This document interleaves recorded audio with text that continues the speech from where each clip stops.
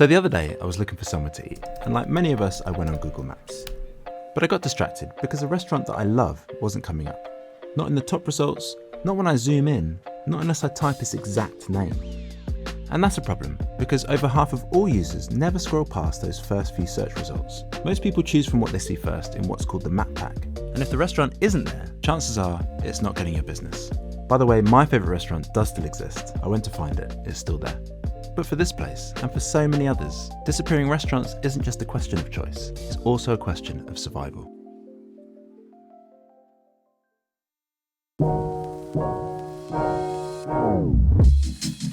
So I got in touch with Google to ask them what's going on.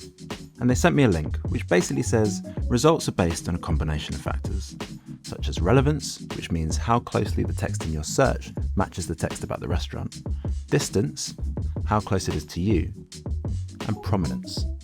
And it says here that prominence is based on how well known your business is, and how many reviews and positive ratings it has. But there must be more to this, because People's Choice, for instance, has loads of reviews and really high ratings, and that doesn't show up. So I got to the point where I needed to speak to someone who knows a bit more about this, and I found Lauren Leek, who's a social data scientist. She spent a lot of time trying to understand why Google Maps shows us some restaurants but not others.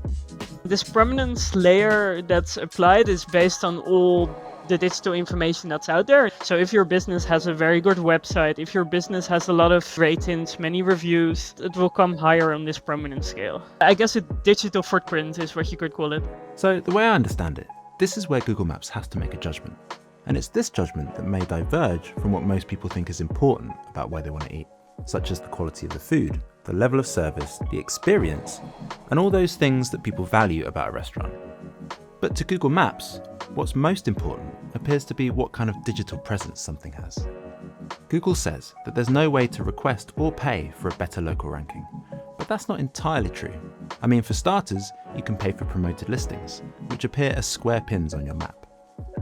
And there's other ways you can pay for an advantage. Some businesses have reportedly found ways to manipulate the way Google Maps sees their restaurants by incentivizing reviews and ratings, and even paying third parties for fake reviews. Although Google claims it does block or remove hundreds of millions of reviews that violate its policies. Interestingly, Google Maps also says that businesses with complete and accurate info on their business profiles are more likely to show up in local searches. So if your business is using Google's tools and filling out all its information, Google Maps will like that. But what if you're not good at that kind of stuff, and you don't happen to have the right resources or a large marketing department to create the right digital footprint that fit into Google's algorithmic parameters? I think a lot of people, me myself included, wrongly assumed that when you look at Google Maps, it's just kind of a neutral playing field. Yes, if you are a very established chain, or if you have multiple locations in London, you will naturally come higher out of this algorithm than businesses that are just starting off, and those independent restaurants that do not have the established internet presence, resulting in a sort of bias. This is what Lauren referred to as the Matthew effect, which you can see in financial markets. For example, the top 7 stocks often drastically outperform the remaining top 500. Those who already have get more. So this is exactly the phenomenon what's going on. Those businesses that are already established get more attention, more fruitful. That reinforces these chains to stay alive, while independents have a more difficult time to stay alive. And this can be seen in the data.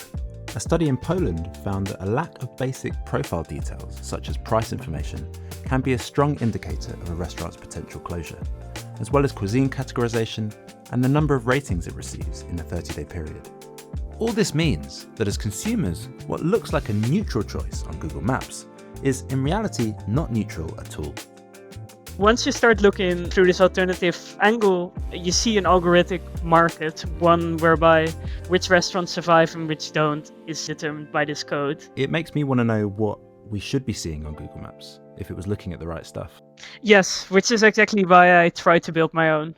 Yeah, can you show me what that looks like? Yes, I've scraped every single restaurant to give you a sort of fair view of what's out there. What I also try to do is looking whether a restaurant is over or underrated compared to what you would expect given the structural characteristics.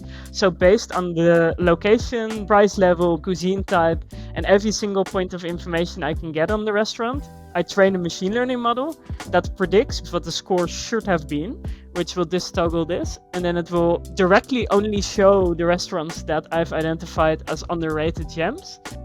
And these types of disparities aren't just a problem of consumer choice. Lauren's findings also show how they can be a problem for culinary diversity.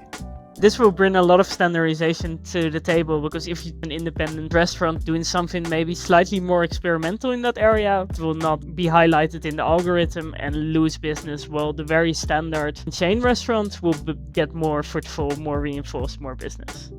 And Google Maps is also surprisingly limited when it comes to categorizing cuisines, which doesn't help. The study in Poland found that 46% of locations are labelled simply as restaurant, and this is compounded by a general lack of digital identity, such as English language reviews and a website or a social media presence. All things that can contribute to a disproportionate disadvantage for cuisines from migrant communities. Google says that restaurants can share what makes them special by adding thousands of searchable attributes to their profile.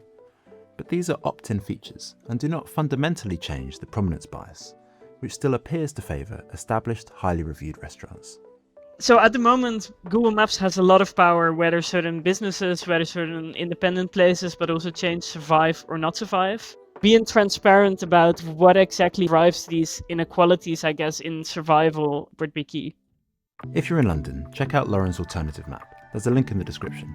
And if you live somewhere else, she's shared her code and encourages others to make their own database for their towns or cities.